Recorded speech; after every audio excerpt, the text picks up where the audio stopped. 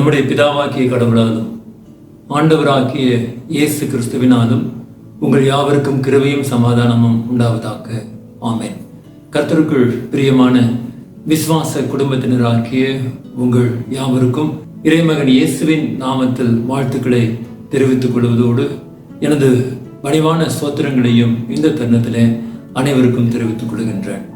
கடவுளின் பிரதான கிருபையினால் 8வது மாதத்திற்குள்ளாக நாம் யாவரும் பிரவேசித்திருக்கின்றோம். ஆண்டவரது அருள் நிறைந்த ஆசீர்வாதம் நம்மை இதுகாரம் வரை வழிநடத்தி இருக்கின்றது. என் சமூகம் உனக்கு முன்பாக செல்லும் என்கின்ற வாக்கு நம்மை இம்மாதம் முழுமையை வழிநடத்தின ஆண்டவர் தாமே கிருபை தருவராக. ஆமேன்.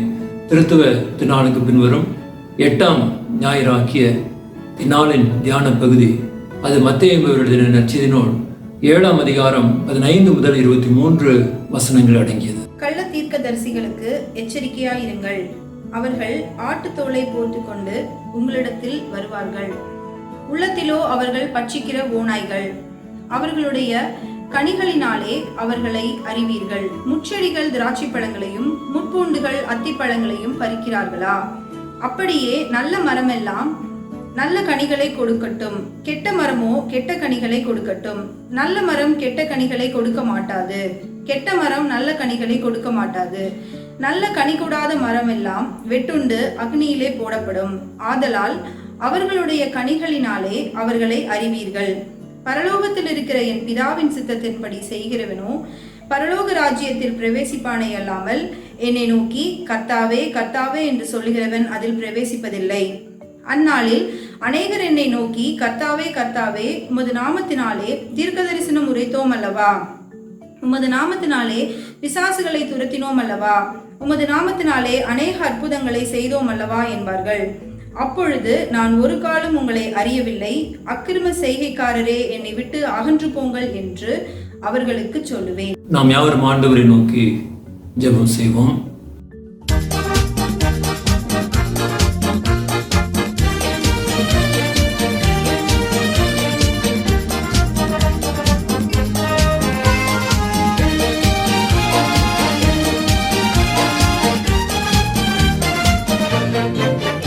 எந்தன் அன்புள்ள ஆண்டவர் இயேசுவே, நான் உந்தன் நாமத்தை போற்றிடுவேன். எந்தன் அன்புள்ள ஆண்டவர் இயேசுவே, நான் உந்தன் நாமத்தை போற்றிடுவேன். உம்மை போல் ஒரு தேவனை பூமியில் அறிந்திடேன், தந்த தெய்வம் நீரே. ஆனந்தம் ஆனந்தமே, அல்லும் பகலிலும் பாடிடுவேன். இயேசுவே எந்தன் ஆருயிரே, இயேசுவே எந்தன் ஆருயிரே.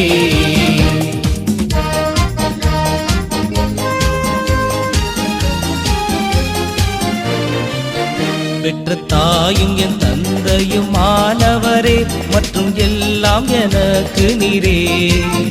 பெற்ற தாயும் என் தந்தையும் ஆனவரே, மற்றும் எல்லாம் எனக்கு நீரே. வானம் பூமியும் யாவுமே மாறினும் நீரோ வாக்கு மாறாதவரே. ஆனந்தம் ஆனந்தமே, அல்லும் பகலிலும் பாடிடுவே. இயேசுவே எந்தன் ஆருயிரே, இயேசுவே எந்தன் ஆருயிரே.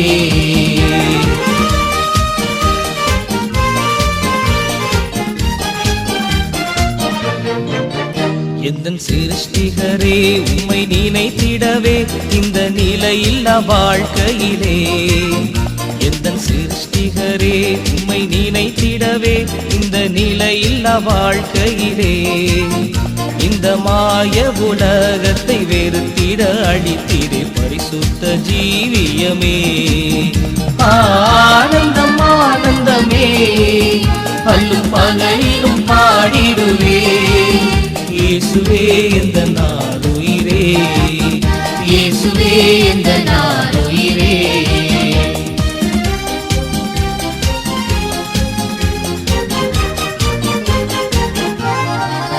பொன் வெள்ளியுமோ பெரும் பேர் புகழோ பணமாஸ்தியும் வீணல்லவோ. பொன் வெள்ளி வெள்ளியுமோ பெரும் பேர் புகழோ பணமாஸ்தியும் வீணல்லவோ, பரலோகத்தின் செல்வமே என்னரும் இயேசுவே போதும் எனக்கு நீரே. ஆனந்தம் ஆனந்தமே அல்லும் பகலிலும் பாடிடுவே, இயேசுவே எந்த நாருயிரே, இயேசுவே எந்த நாருயிரே, இயேசுவே எந்த நாருயிரே, இயேசுவே எந்த நாருயிரே, இயேசுவே எந்த நாருயிரே, இயேசுவே எந்த நாருயிரே. அன்பும் இரக்கம் நிறைந்த எங்கள் நல்ல ஆண்டவரே, இந்த புதிய காலை பொழுதிற்காக நாங்கள் நன்றி செலுத்துகிறோம். இந்த வருஷத்தின் இந்த 8வது மாதத்திற்குள்ளாக நாங்கள் யாவரும் பிரவேசித்திருக்கிறோம். ஒவ்வொரு மாதத்தினுடைய பிரவேசமும் எங்களுக்கு ஒரு பிரதான நம்பிக்கையை கொடுத்து கொண்டே இருக்கிறது ஆண்டவரே. வெகு விரைவில் ஆண்டவரே நாங்கள் இந்த கடுமையான சூழ்நிலைகளை நாங்கள் முடிவுக்குள்ளாக கொண்டு வருவோம் என்று நாங்கள் நம்புகிறோம் ஆண்டவரே. எங்களை சூழ இருக்கக்கூடிய இந்த தடுமாற்றங்கள், பிரச்சனைகள் இவையெல்லாம் அகன்று போவதற்கு நீர் எங்களுக்கு உதவி செய்வீர் என்று நாங்கள் விசுவாசிக்கிறோம் ஆண்டவரே. இந்த ஜெபத்திலும் இந்த தியான வேளையிலும் இணையப்பெறுகிற ஒவ்வொருவரையும் நீர் ஆஸ்வதியா ஆண்டவரே. அவருடைய நம்பிக்கைகள் பெருகட்டும், அவருடைய தேவைகள் சந்திக்கப்படட்டும். உங்களுடைய தெய்வீக பிரசன்னம் எங்களை தொடர்ந்து வழி நடத்திடட்டும். இந்த வேளையும் நீர் ஆசீர்வதித்துக் கிறிஸ்துவின் நாமத்திலே ஜெபம் கேளும் பிதாவே, ஆமென். ஆண்டவராகிய இயேசு கிறிஸ்துவின் உபதேசங்களை பொதுவாக நாம் பார்க்கும் பொழுது எந்த ஒரு பகுதியை நாம் எடுத்துக்கொண்டாலும் ஒரு தீர்ப்பு அல்லாவிட்டால் ஒரு தீர்மானத்தை மையமாக கொண்டு ஆண்டவருடைய போதனைகள் அமைந்திருப்பதை நாம் பார்க்க முடியும். தீர்மானம் செய்ய வேண்டியதனுடைய பொறுப்பு நம் கரங்களில் கொடுக்கப்பட்டிருக்கிறது என்பதை நாம் உணர்ந்து கொள்ள வேண்டும். அவருடைய வார்த்தைகளுக்கு மக்களுடைய மதிப்பீடு என்ன என்பதனை வரையறுக்கும் வகையிலே இந்த உவமைகள் அமைந்திருப்பதையும் இன்றைக்கு நாம் உணர முடிகின்றது. ஆட்டுத்தோல், பட்சிக்கிற ஓனாய், முட்செடி, நற்கனை என்று எத்தனை அருமையான வார்த்தைகள் இந்த பகுதியிலே சுட்டி காண்பிக்கப்படுவதை நாம் பார்க்க முடியும். கடவுளுடைய வார்த்தைகளை கேட்டு அதன்படி செயல்படுபவர்களை ஒரு பக்கமும், கடவுளுடைய வார்த்தைகளை குறித்து கவலை கொள்ளாதவர்களை இன்னொரு பக்கமும் நிறுத்துகின்றார் ஆண்டவர். ஆண்டவருடைய இந்த அரிய ஓமையின் கருத்தை நீதிமொழிகளின் ஆசிரியர் கூட ஒரு இடத்திலே அழகாக இங்கு கோடிட்டு காண்பிக்கின்றார். நீதிமொழிகளின் புஸ்தகம் 10ஆம் அதிகாரம் 25ஆம் வாக்கியத்திலே, சுழல் காற்று கடந்து போவது போல துன்மார்க்கன் கடந்து போவான், நீதிமானோ நித்திய அஸ்திவாரம் உள்ளவன் என்பதாக சொல்லப்படுகிறதை நாம் பார்க்கின்றோம். ஆண்டவருடைய வார்த்தைகள் அத்துணையுமே ஆதாரத்தோடு பேசப்பட்டவை என்பதற்கு இது ஒரு உதாரணம் என்பதை இன்றைக்கு நாம் அறிந்து கொள்ள வேண்டும். அவருடைய பிரதான வரைபடத்திற்கு ஒரு சின்ன ஹிண்ட் பழைய ஏற்பாட்டிலிருந்து எடுத்துக்கொண்டு தன்னுடைய அனுபவத்தை அதற்குள்ளாக வைக்கின்றார் ஆண்டவர். இங்கு அவருடைய போதனையிலே முக்கியமாக சொல்ல வருவது என்னவாக இருக்கிறது என்றால், ஒரு எச்சரிப்பு இங்கு குறிக்கப்படுகிறதை நாம் அறிந்து கொள்ள வேண்டும். யாரையும் பார்த்து ஏமாற்று விட வேண்டாம் என்கின்ற ஒரு எச்சரிப்பை இந்த இடத்துல ஆண்டவர் இங்கு கோரிட்டு காண்பிக்கின்றார். கடவுளுடைய வார்த்தைகளை சொல்லுகின்ற மக்களிடத்திலும் கூட நாம் கவனத்தோடு கூட இருக்க வேண்டியது இன்றைக்கு அவசியம் என்பதை நாம் பார்க்க வேண்டும். ஆட்டுத்தோலை பொருத்தி கொண்டு வருவார்கள், உள்ளத்திலோ அவர்கள் பட்சிக்கிற ஓனா என்பதாக ஆண்டவர் இங்கு கோடிட்டு காண்பிக்கின்றார். இங்கு ஆண்டவர் என்ன சொல்லுகின்றார் இந்த இடத்துல? அவர்களுடைய கனிகளினாலே அறிய முற்படுங்கள் என்பதாக இங்கு ஆண்டவர் சொல்கிறார். இங்கு மரம் அது கோமிக்கப்படுகிறதை நாம் அறிய வேண்டும். ஒரு நல்ல மரம் என்றால் அது நல்ல கனிதான் அது கொடுக்க வேண்டும். கெட்ட மரம் என்றால் அது கெட்ட கனிகளையே கொடுக்கும் என்பது நாம் அறிந்த ஒன்றுதான். எதுவும் தன் குணத்துக்கு மாறாக கனி கொடுக்காது என்பதை இந்த இடத்துல நாம் புரிந்து கொள்ள முடிகின்றது. ஒரு எச்சரிப்பினையும் ஆண்டவர் இங்கு சொல்லுகின்றார். நல்ல கனி கொடாத மரம் எல்லாம் வெட்டுண்டு அக்னியிலே போடப்படும். இங்கு கனி என்று சொல்லும் பொழுது அது கிரியை, அது நல்ல கனி என்றால் அது நற்கிரியை என்பதை இந்த இடத்துல நாம் புரிந்து கொள்ள வேண்டும். மத்தேயு நற்செய்தி நூல் 25ஆம் அதிகாரம் 31ஆம் வசனத்திலும் கூட அங்கு நியாய தீர்ப்பு நாளிலே கிரியைகளுக்கு கிடைக்க பெற்ற வெகுமதியை குறித்த ஆண்டவர் அந்த இடத்துல சொல்லுகின்றார். நற்கிரியைகளை செய்தவர்கள் அவர்கள் பிதாவின் ராஜ்யத்தை சுதந்திரித்துக் கொள்ளுகின்றார்கள். ஆனால் இந்த இடத்துல கனி என்று சொல்லப்படுவதற்கு இன்னொரு பொருளும் வேதாகமத்திலே இருப்பதை நாம் அறிந்து கொள்ள வேண்டும். 127ஆம் சங்கீதம் 4ஆம் வாக்கியத்திலே அங்கு பிள்ளைகள் கற்பத்தின் கனி என்று சொல்லப்படுவதை நாம் அறிய வேண்டும். சரி, இந்த இடத்துல நல்ல மரம் கெட்ட மரம் என்று சொல்லுகின்றாரே ஆண்டவர். அப்ப இவைகளுடைய வித்தியாசம் அது எப்படியாக நமக்கு தெரியும் என்பதை இன்றைக்கு நாம் பார்க்க வேண்டும். பழம் இனிப்பாக இருந்தது என்றால் நல்ல மரம் என்று நாம் சொல்லிவிடலாம். அதான் இளவு காத்து கிளி போல என்று பழமொழி சொல்லுவார்கள். இந்த இளவங்காய் பார்க்க அழகாக இருக்கும், பெரிதாக இருக்கும். ஆனால் இது பழுத்த உடனே சாப்பிடலாம் என்று நினைத்து கொண்டு இந்த கிளிகள் காத்திருக்குமாம். அது எங்க பழுக்க போகின்றது? அது தன் காலத்திலே அது பழுத்ததே இல்லை. ஆனா இது ஒரு ஏமாற்றம் தான். கடவுளுமே கூட கசப்பான கனிகளை தந்த திராட்சை செடியை நிமித்தமாக வருத்தப்படுகின்றார். அவர் வருந்தி இருக்கின்றார். எசாயாவின் புஸ்தகம் 5ஆம் அதிகாரம் 4ஆம் வாக்கியத்திலே, இஸ்ரவேல் அது நல்ல திராட்சை பழங்களை தரும் என்று காத்திருக்க அது கசப்பான பழங்களை தந்ததென்ன என்பதாக வருந்தின கடவுளுடைய வார்த்தைகளை இந்த இடத்துல நாம் பார்க்கின்றோம். எரேமியாவின் புஸ்தகம் 2ஆம் அதிகாரம் 21ஆம் வசனத்திலும் கூட, நான் உன்னை முற்றிலும் நற்கனி தரும் உயர்குல திராட்சை செடியாக நாட்டினேன், நீ எனக்கு காட்டு திராட்சை செடியின் ஆகாத கொடிகளாய் மாறி போனது என்ன என்பதாக அங்கு சொல்லப்பட்டிருப்பதையும் நாம் பார்க்கின்றோம். இங்கு நாம் புரிந்து கொள்ள வேண்டியது, அங்கு நற்கனியோ அல்லாவிட்டால் தீய கனியோ அது அந்த மரத்தின் தன்மையை பொறுத்தது என்பதாக இன்றைக்கு நாம் பார்க்க வேண்டும். ஒருவேளை தீய தன்மை என்று சொல்லுகின்ற பொழுது அது மாற முடியும் என்பதாகவும் நாம் சொல்லலாம். அது எப்படியாக மாற முடியும்? இன்றைக்கு பார்க்கின்ற பொழுது ஒட்டு மாம்பழம் என்று சொல்லக்கூடிய வகைகள் உண்டு.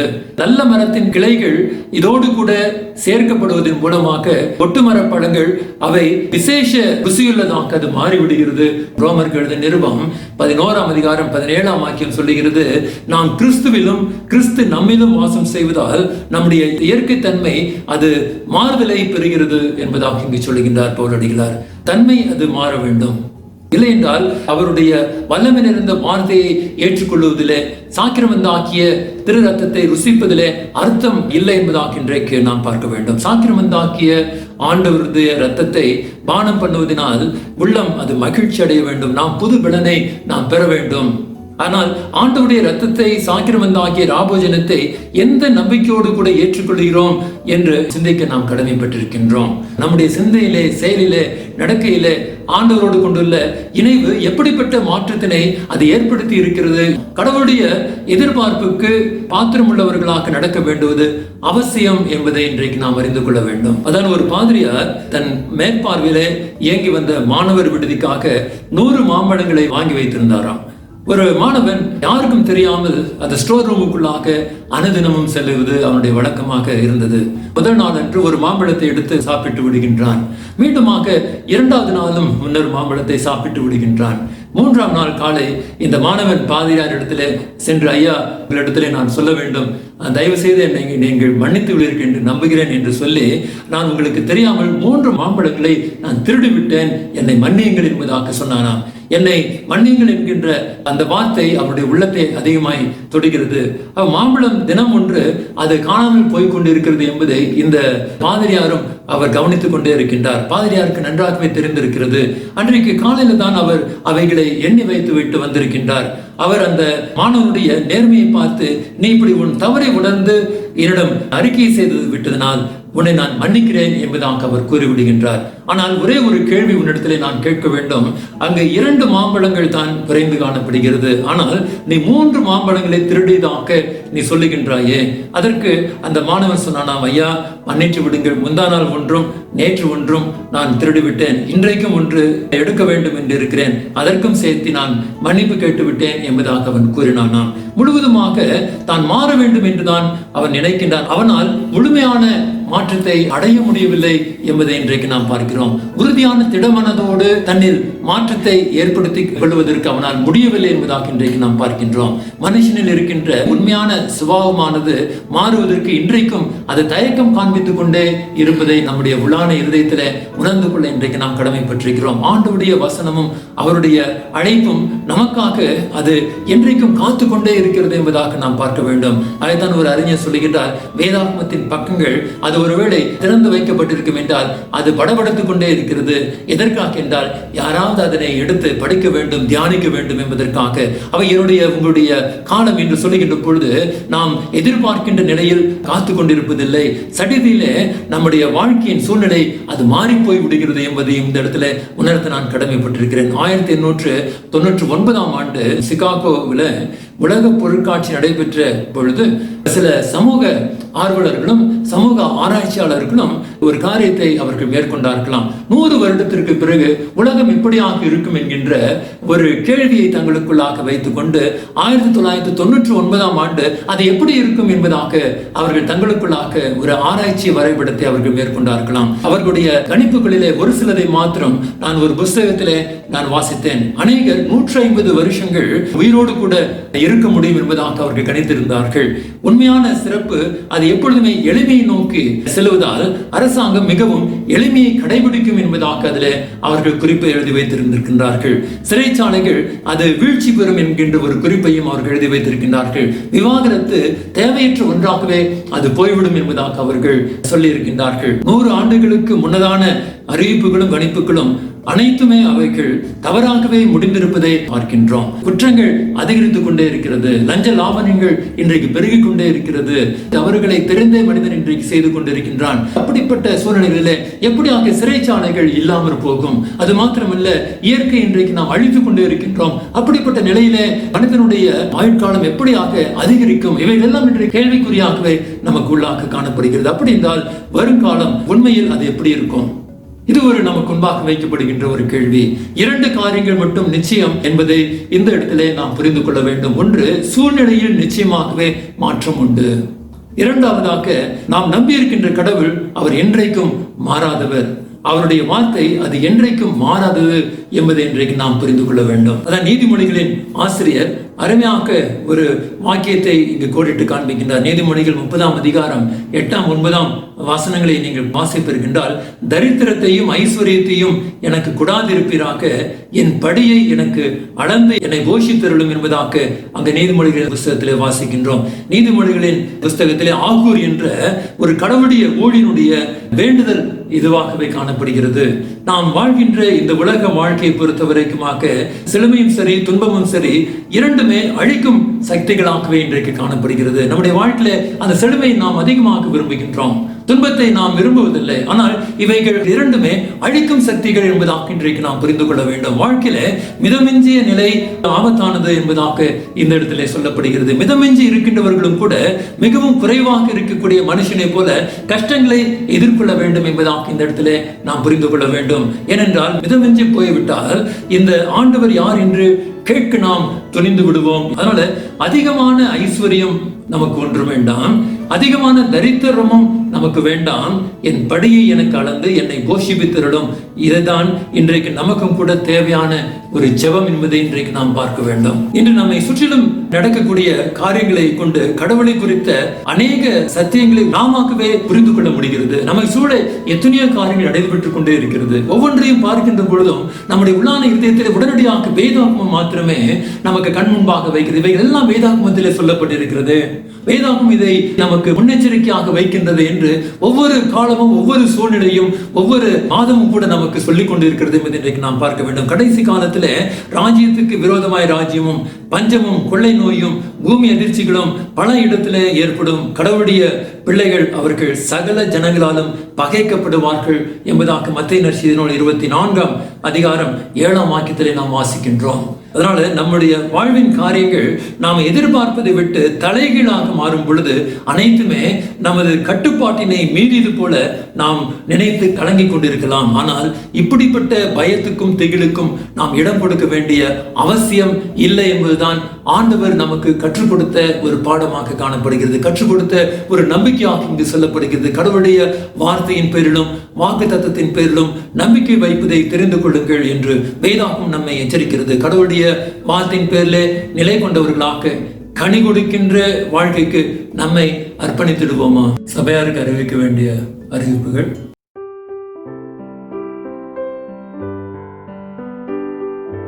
இவ்வாரம் பிறந்தநாள் காண்பவர்கள் செல்வி ஜோஸ்னா, திருமதி எல்மா பிரேமகுமாரி, திரு ராஜேந்திரன், திருமதி ஜெயன் சௌந்தரராணி, திருமதி சூரிய பிரபா, சிஸ்டர் வத்சலா மார்டின், செல்வி பெனிட்டா பிரபு, திருமதி ரோசலின் பால், செல்வி பிரிசில்லா, திருமதி நான்சி வேதமாணிக்கம், திரு கொர்னேலியோ, திருமதி ஷர்மிளா, திரு பொன்னுசாமி, திரு ஸ்டீஃபன், செல்வி சாதனா.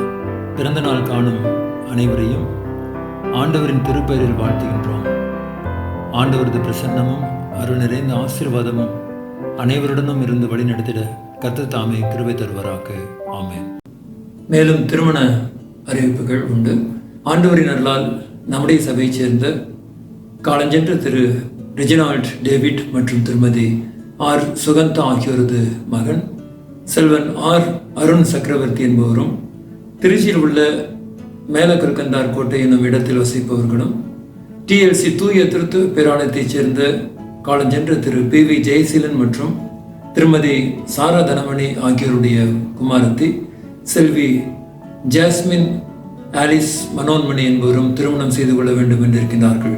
இந்த செய்தியானது இந்த சபையிலே முதலாவது முறையாக அறிவிக்கப்படுகிறது. அதே போல் ஆண்டவரின் அருளால் நம்முடைய சபையைச் சேர்ந்த திரு G ஜெயக்குமார் மற்றும் திருமதி மெர்சி சூசன்னா ஆகியோருடைய மகன் செல்வன் J ஜெயகர் என்பவரும், கோவை கணபதி மாநகர் ஹவுசிங் யூனிட்டில் வசிப்பவரும், கோவை உப்பிலிப்பாளையத்தில் உள்ள CSI இம்மானுவேல் ஆலயத்தைச் சேர்ந்த காலஞ்சென்ற திரு பால் ஜோப் மற்றும் திருமதி அத்தீனா செல்வர் பிரபா ஆகியோருடைய குமாரத்தி செல்வி P ஷாரன் ரோஸ் என்பவரும் திருமணம் செய்து கொள்ள வேண்டும் என்று இருக்கின்றார்கள். செய்தியும் முதலாவது முறையாக நம்முடைய சபையில் அறிவிக்கப்படுகிறது. இவர்களுடைய திருமணத்திற்கு ஏற்புடைய தடை இருக்கும் என்றால் அதை அறிந்தவர்கள் திருமணத்திற்கு முன்பதாகவே எழுத்தின் மூலமாக ஆயருக்கு தெரிவிக்க வேண்டும்.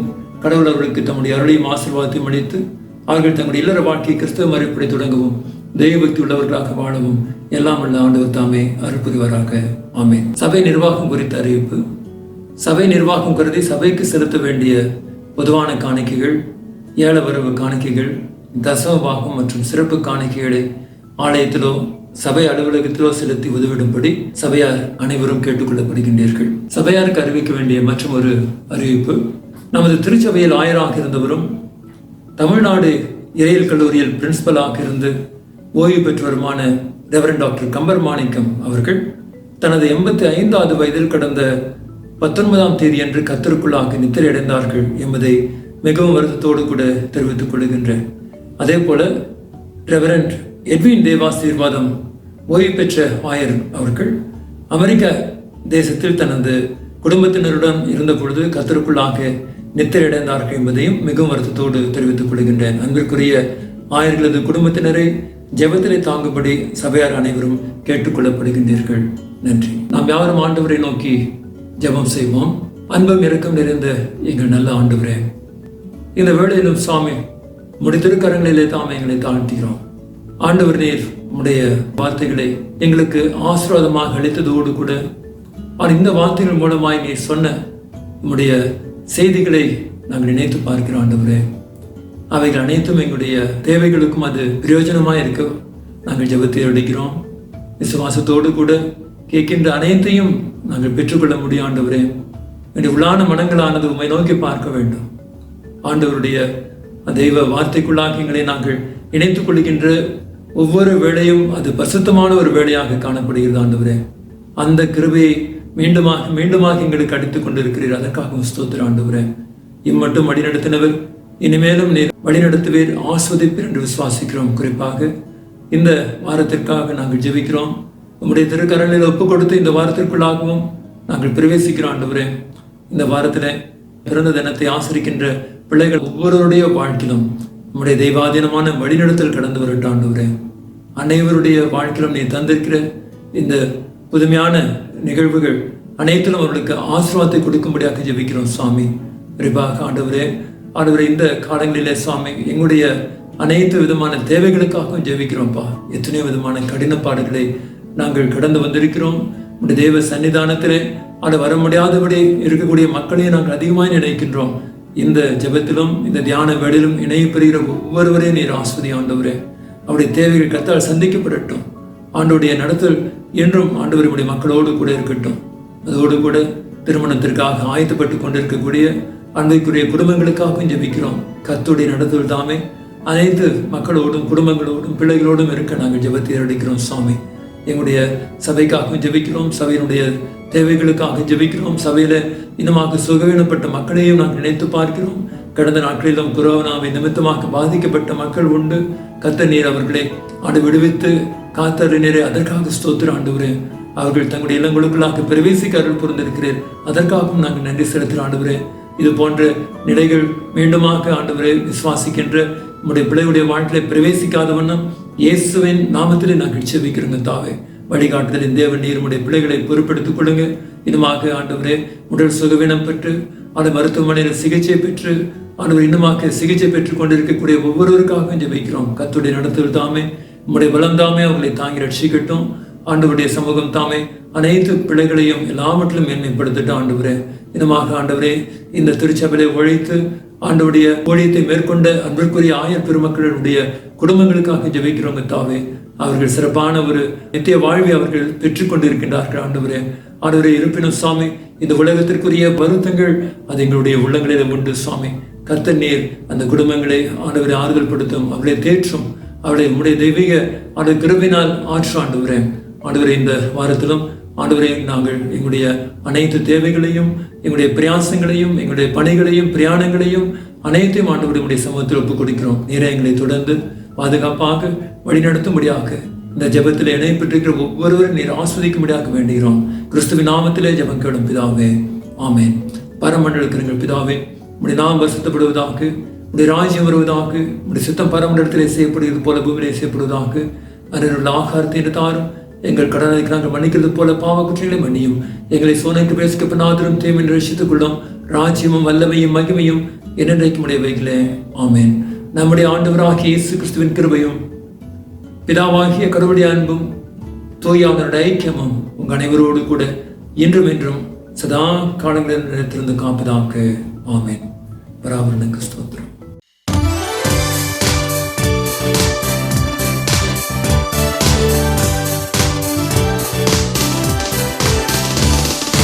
இயேசு கற்பித்தார் ஒளி வீசவே, சிறுதீபம் போல இருள் நீக்கவே, அந்தகாரத்தில் ஒளி வீசுவோம், அங்கும் இங்கும் எங்கும் பிரகாசிப்போம்.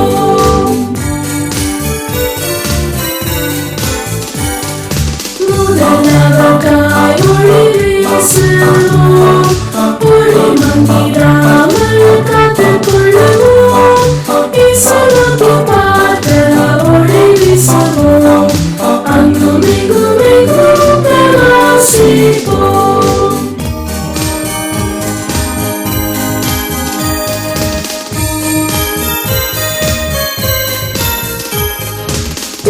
நன்மைக்கும் மொழி வீசுவோம், உலகின் மயிலுள் நீக்க முயல்வோம், பாவம் சாபம் யாவும் பரந்தோடிப்போம், அங்கும் இங்கும் எங்கும் பிரகாசிப்போம்.